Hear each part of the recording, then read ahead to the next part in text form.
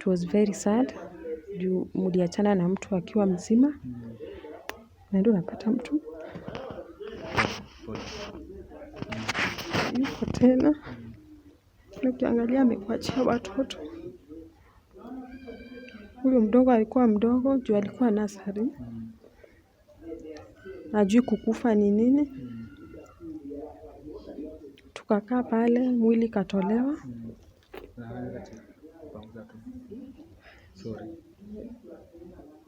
Mwili katolewa. Tukaview. Mtoto anauliza mama, baba ako hapo ndani. Atatoka aje? Hiyo situation unashindwa huyu mtoto. Juu haelewi. Hello ladies and gentlemen, ukiniona umeona Love of Theo.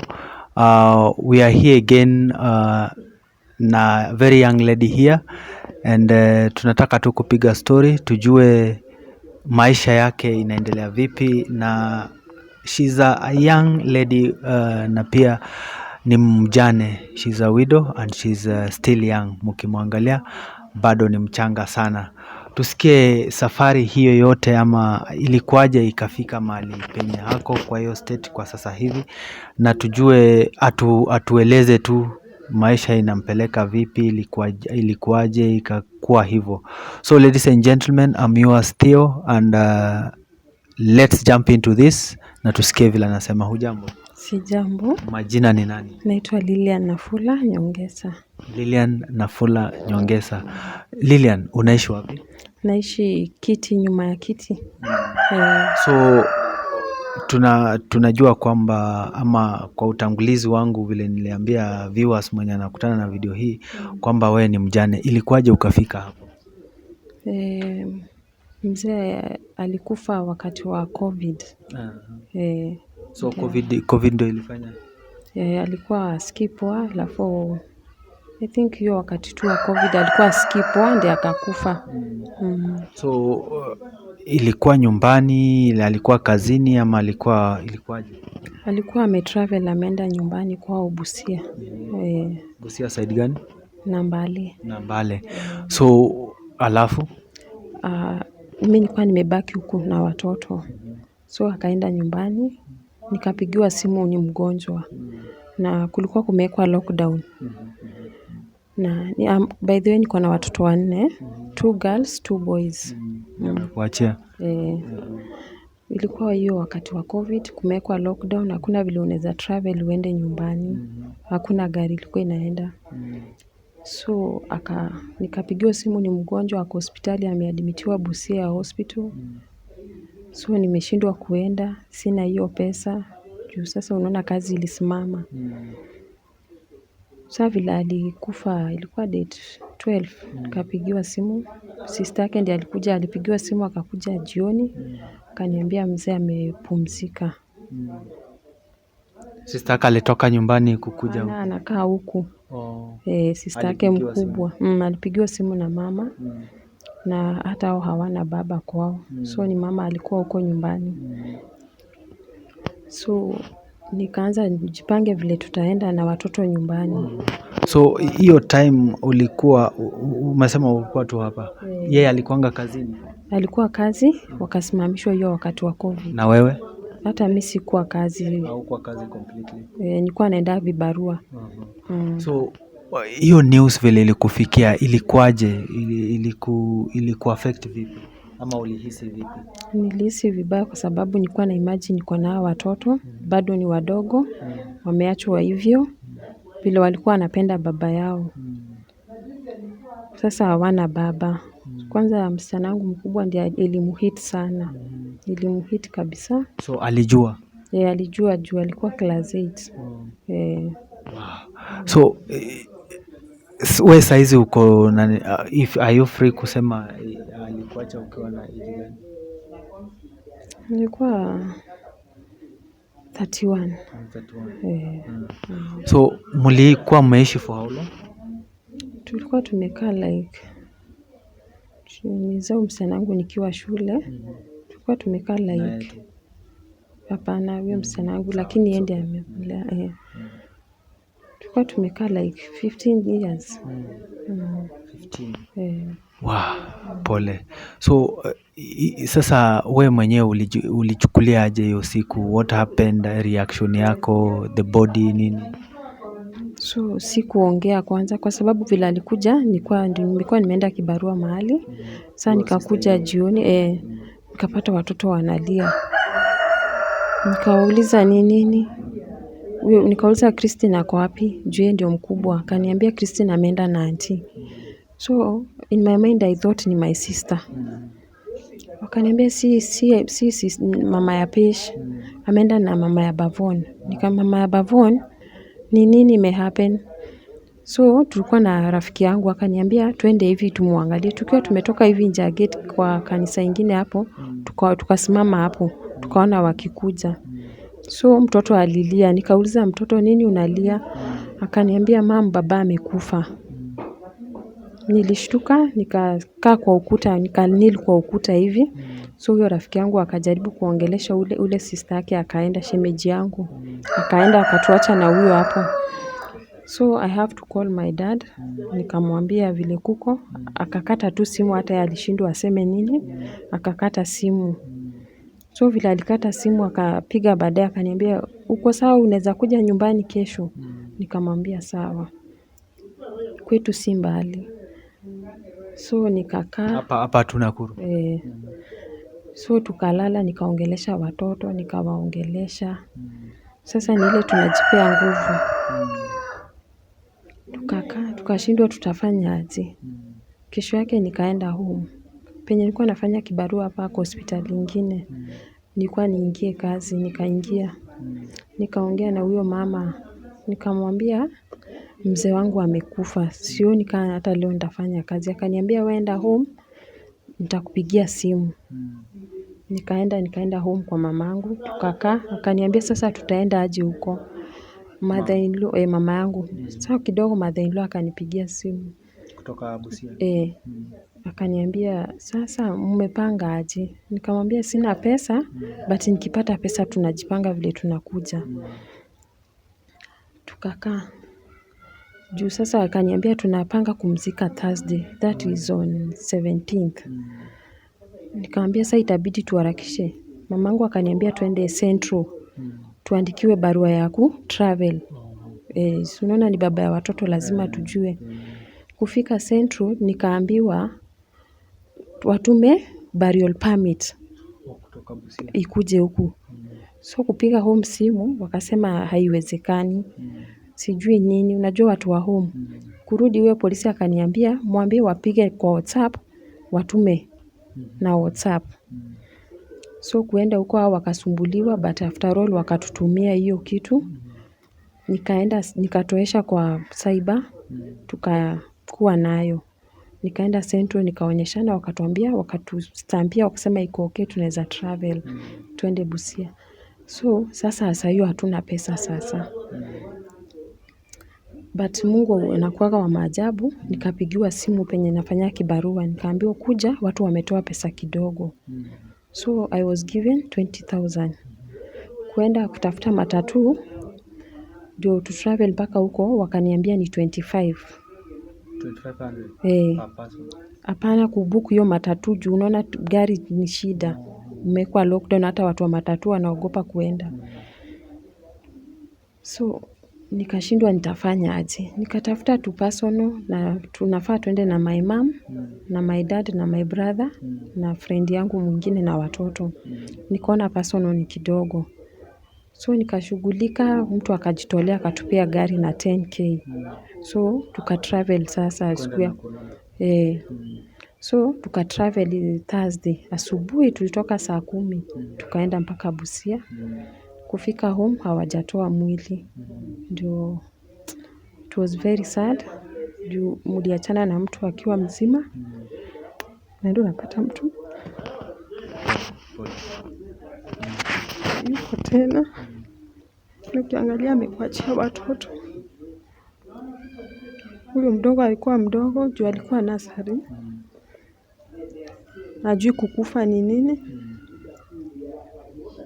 Tukakaa pale mwili ikatolewa.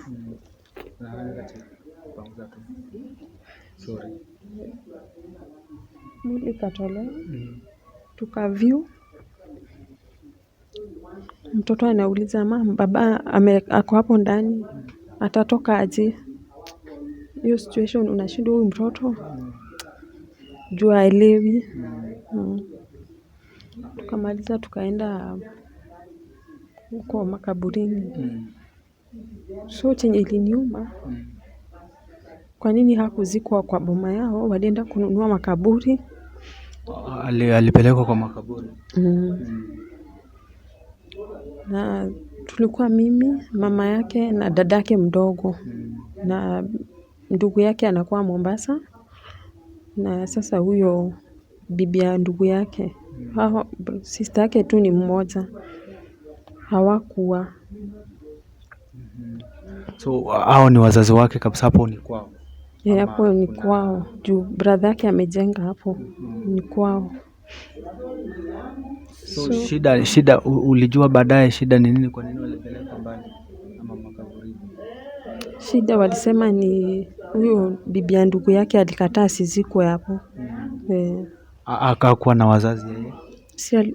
Yeye alikuwa na wazazi, si huyo ni mama yake, anaishi hapo pia yeye. Hakuwa na baba? Baba alikufa. Sasa ni mama tu ndio alikuwa, sikuwa hiyo na baba, but their mom was there. Sasa tukaenda huko kwa makaburini, tukafanya ibada, tukamaliza. So unajua Waluhya kama hujatolewa mahari huwezi enda kumzika. So watoto ndio walienda wakazika baba yao. Mimi nikabaki tu hapo penye tulifanyia ibada. Okay. Ndio tukamaliza. Sasa hata hatukurudi kwa boma. Tukaenda home kwetu. Tukalala juu ilikuwa late. Ndio tukakuja the other day. Okay. Pole sana. So watoto sasa hivi wana relate na hiyo nini aje? Ama wana feel vipi kwa sasa, wao wana feel aje? Wanakuuliza bado maswali ama? Mdogo alikuwa umri gani? Mdogo alikuwa na 7 years. So saizi walikuwa wanaulizana aje ama saizi wanakuuliza bado hizo maswali? Sasa kuna vile wameongeleshwa na my mom na my dad, wakaambiwa hiyo ni barabara ya kila mtu, so tuchukulie maisha na ni Mungu alipanga hivyo, itakuwa hivyo. Sasa wewe mwenyewe kwa saizi unafanya nini? Bado uko kwa hiyo hospitali ulisema? Ninafanya hapo kazi, lakini sasa mshahara ndio inachelewa. Saa zingine mnakaa mwezi inaisha, ingine inaisha hamjalipwa. Kama saa hii tunadai pesa ya last month tulipewa 4,000, mshahara si mingi. Kwa mwezi napewa 8,800. Sasa na saa hii maisha ni ngumu. Ukilipa nyumba unashindwa utafanya nini? Msichana alifanya 8. Anafaa aende shule, sasa hakuwahi ingia shule tena. Sasa ndiye angekuwa anaenda form 4. So masomo yake ilikatikia class 8. Hakuwahi ingia shule. Hakuwahi ingia shule. Brother yake mwenye anamfuata ako class 7. Huyo mwingine ako class 5 na huyu mdogo sasa ndiye ako class 2. Pole. So sasa hivi wewe sasa saa hizi hawaulizi, sasa wamejua what is the reality? Wamejua sasa. Lakini penye tulikuwa tunakaa sasa, watoto wakicheza, hao watoto wa jirani walikuwa wanatukana, nyinyi kwendeni huko, hamna baba. Si baba yenu alikufa. So ukikuja watoto wamekaa kwa nyumba wamejikunja, ukiuliza ni nini, hao watoto wametutukana ati sisi tuna baba. So ikabidi nihame hapo, nikatafuta nyumba mahali pengine. So sasa hivi at least penye huko umetulia? Nimetulia. Nimetulia hapo. Okay. Na sasa saizi tuseme life vile iko kwa jumla, uko na wale marafiki umekuwa nao ama mabeshte nini, what's their perception ama reaction yao kwako? Wanakuchukulia vipi? Hawanichukulii vibaya, ni ile sasa sometimes unakaa hivi, maybe mkukuwa na food, sometimes tunalalanga njaa kama siku 3. Ni ile ukienda kwa jirani anaona huyu akikuona anaona huyu amekuja kuniomba. So sometimes inabidi tu ukae kwa nyumba. Kama before wafunge shule walifunga Thursday, Friday. That day tulikunywa strong tea tu na tukalala. Juu sikuwa na pesa. Hiyo Friday watoto walifunga shule. Maisha imekuwa ngumu. Juu sasa kila kitu imepanda. Si mshahara uko nayo. It is very hard. Okay. Na kuna time yote umepoteza umepoteza marafiki wengine wamekuhepa sababu ni mjane? Kuna wenye hata mlikuwanga nao sana, hata wanakuja mnapiga story simu twende pahali fulani, saizi hawako. Okay. So kuna wale wenye maybe life yako vile imekuwa hiyo time yote, we sasa hivi ni nini umeona sana imechange kwa maisha baada ya yeye kuondoka? Marafiki wamepotea. Naona maisha imekuwa ngumu kabisa. Hata leo asubuhi nilikuwa nakaa hivi nafikiria sasa nitafanya aje. Mpaka nilikuwa nafikiria hata mimi sijui niende tu. Sasa utaenda wapi sasa? Nilikuwa nafikiria hata mimi afadhali nitoke hii dunia. Hapana. Watoto lazima watoto wachunge watoto. Because sasa ukisema unaenda alafu unawaachia nani? Wao pia watasema aje? Unaona? Lilian. Si Lilian jina lako? Lilian. This is your time. Hao ni watoto wako, si ndio? Inabidi wachunge. So vile mzaa ameenda, it's not hiyo si solution ya pia kutaka kufanya hivyo. Sasa because I know what I'm very sure and I know kwamba Mwenyezi Mungu vile alimpeleka futa tu machozi kwanza. Vile Mwenyezi Mungu alikuwa na sababu na kusudi yake kumuita, si ndio? Lakini sasa we pia ukifanya hivyo itakuwa mbaya sana. So unajua watoto wako ndio saizi amekuachia. That's inaitwaje? Hiyo ndio dhahabu kubwa Mwenyezi Mungu amekuachia. Sasa ukienda pia itakuwa vigumu sana. So what you can only do, unaendanga church wapi? St. Francis Kiti. It's good unaenda church. Kiti ya kwanza ndio hiyo, si ndio? Umepata watu wote wenye wamekumenta ama wamekunini? Sijaipata. Na huyu mama uko nani, Mrs. Wanyama, how do you relate? Mrs. Wanyama is a friend of my mom. Yeah. So she's your friend, you have to take heart na kuwa strong. Unajua hiyo unajua it's maybe God's plan ya kwamba upitie hii for some time tu. Unaona hiyo sio mwisho wa life. Wengi wamepitia hapa, ukiona kama Mrs. Wanyama herself, kuna wengine hata huyu mama mwenye amekuwa hapa, it's the same thing. Yeye pia amepitia the same. Lakini sasa ukisema unajitoa pia uhai, itakuwa something haitaleta picha mzuri. Si mzuri uache watoto wafanye nini? Wateseke, si ndio? So from today hiyo mawazo kwanza, hiyo ni shetani tu inakuja kwa mind yako, inakuja kukujaribu. So the only thing you can do, trust in God and work hard in whatever way. You never know, maybe somebody mwenye atakutana na hii video siku moja atasema aweze kufanya nini, kukusaidia kwa njia moja au nyingine, si ndio?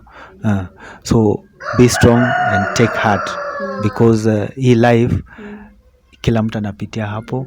Kila mtu, kuna wengine labda unaweza sema afadhali nashukuru Mungu ameniacha kwa state vile iko saa hii nini na nini. Maybe kuna mwingine sasa ameachiwa ile mbaya zaidi. Unaona, wanasemanga ukifika hospitali ndio unaweza pata kwamba kuna yule ako unaenda na ugonjwa wako, uko na ugonjwa but unafika unapata afadhali wewe sasa unataka utoke haraka uachie wengine, sababu you never know. That's just one way that God ameamua, maybe upitie for a very short period. Usijali, sawa. So kwa hiyo probably tuendelee. Niulize tu saizi msaada gani kama mtu akitokezea, msaada gani unaweza tafuta kwa Naomba kama mtu anaweza pata kazi, aniambie tu nitafanya. Ulikuwa umesoma mpaka Form 2. Yeah. Okay. So sasa hivi penye unaishi ama nyumba unaishi, how is it? Ni kodi ya pesa ngapi ama Nyumba yenye naishi ni 3,000. uko kiti tu? So penye unafanya kazi around kiti there ama kuna kwingine? Kama saizi siko kazi, ni kibarua tu nikiitiwa ndio naenda. Ile penye ulikuwa unafanya kule ndani ilisimama kidogo, tukaambiwa tutaitwa. Okay. Wow. So saizi nani analipa hiyo nyumba ama unapata aje chakula nini kama hizo? Kama saizi nadaiwa pesa ya nyumba, unless nipate kibarua. Saa zingine naendaga nafua, nalipwa 200, 300.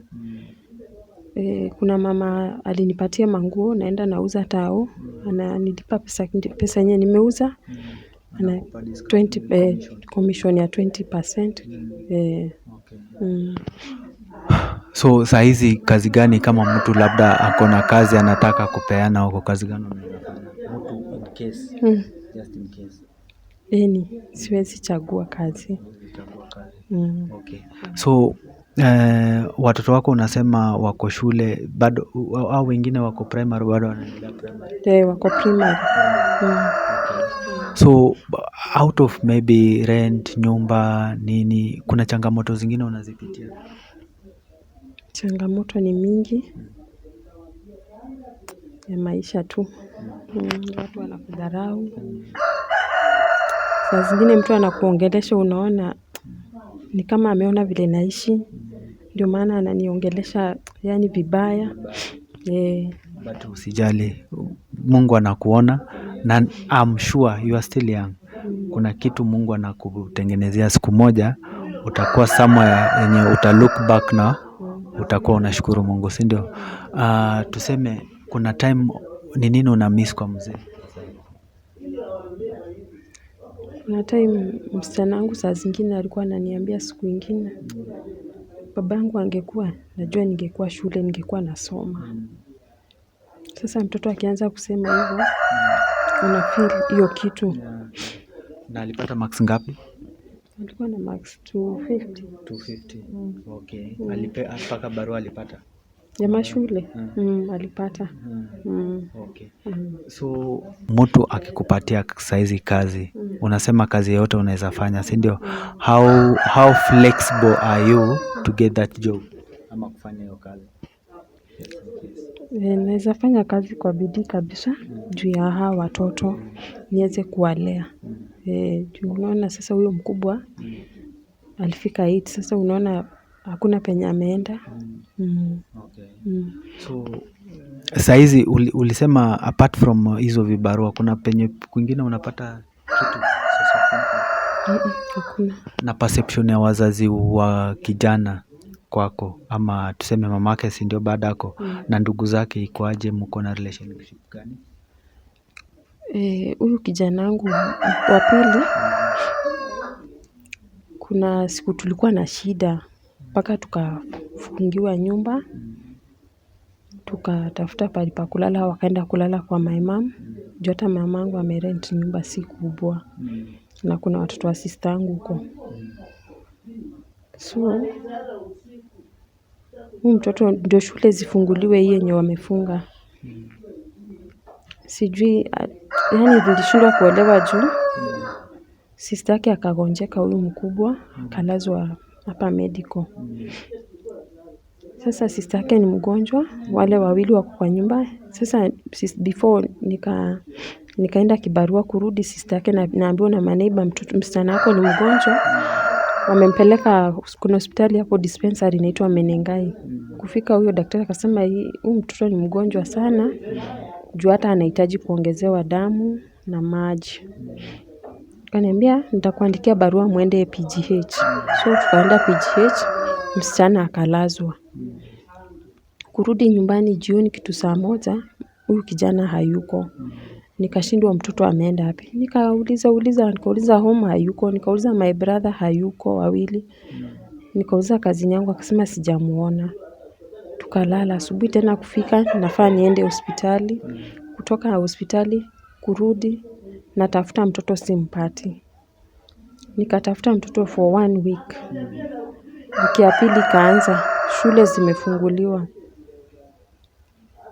Mother-in-law akanipigia simu akaniambia habari ya huko mko aje? Nikamwambia tuko lakini Christine mgonjwa na Juma simuoni.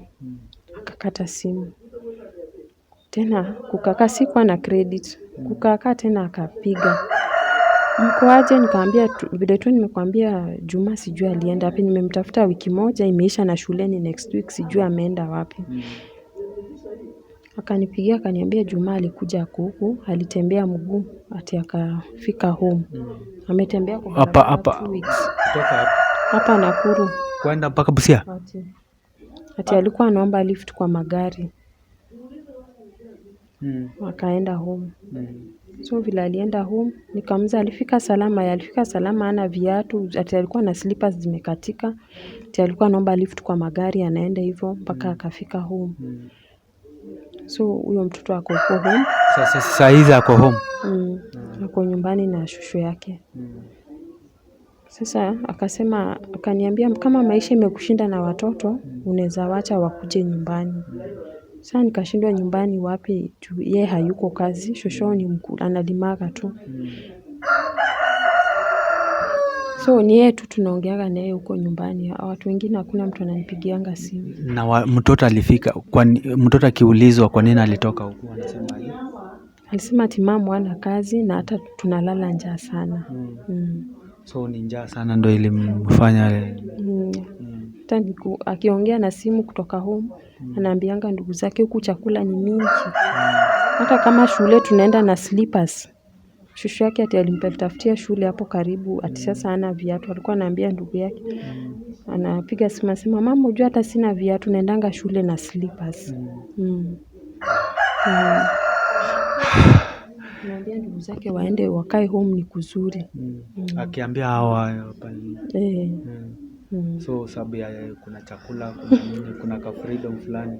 Ama ulikuwa unamfinya pia kidogo? Hapana, ni ile mtoto akikosea lazima umlainishe kidogo.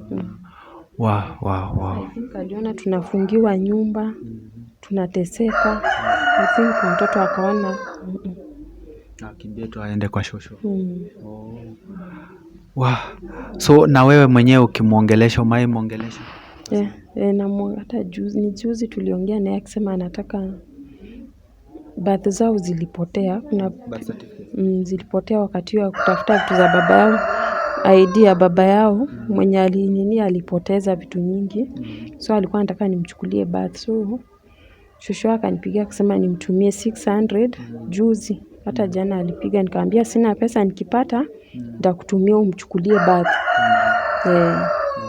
Ndio register mtihani ya class 8. So do you mind kushare namba yako? Probably siko sure but mtu anaweza labda kutumia kitu nini. Do you mind ama it's private ama unahofia kuna wenye maafisa watakusumbua? Kwanza watu wa kusumbua. So what do we do? It's okay, naweza share but Namba yako ya simu ni 0701822673. Ladies and gentlemen, tumeona Lilian hapa, the situation she is living in. Amepoteza mzee, hana kazi, watoto wako tu mpaka mwingine anatembea miguu kwenda nyumbani, watoto hawajaingia shule. We need to stand with her and help her. The love of Theo. Mtu yeyote mwenye ako mahali pale, hii namba tunaweka hapa chini, utasoma hiyo namba, make sure at least you send something, hata kama ni so moja, so mbili, so tatu, kitu yoyote yenye Mungu amekubariki nao, tuweze kusaidia Lilian aweze kulea watoto wake. Unaona anafikiria vitu vingine mbaya, but through your help, through your assistance, Lilian hapa ataweza kupeleka mtoto wake shule, na pia kama kuna mtu anaweza sponsor mtoto wake aenda report shule, pia you are most welcome. Kindly tafadhali tujaribu tuone vile tunaweza saidia Lilian aweze kulea watoto wake. Umesikia mwenyewe kutoka kwake mwenyewe, tusaidiane ili aweze kulea watoto wake na wengine waingie shule. So Lilian, kuna time yote kwamba umeona maybe usaidi ama watoto wako uone vile watasaidika huko mbele, ama let me ask probably this one, kuna wale wengine wamepitia hiyo issue kama yako hiyo, kupoteza mzee wakiwa wachanga kama je, unaweza waambia vipi? Naweza waambia kiluzi, ukiwa yangu unapitia challenges mingi. Hata most wanaume pia wanaona ni kama sasa wanaweza taka kukuchezea, but ukiwa strong hawatacheza na wewe. Na Mungu anasaidia, saa zingine unaona umefika mwisho, but hapo unapata mtu amekuja tu anakuambia nilikuwa nimekuja kuona, shika hii 200, nilikuwa nimekaa bila kukuona sana. Maisha ni ngumu, lakini ni kuvumilia na tuombe tu Mungu. Tuna hope kila kitu inakuanga na sababu yake. Thank you so much, ladies and gentlemen. Make sure you subscribe, watch and share, especially story ya Lilian hapa, in that Lilian aweze kusaidika kwa njia moja au nyingine. Pia tuweze kumwombea asiweze mwovu shetani asiweze kumtembelea. Thank you so much. May God bless you. Bye bye. See you. Thank you.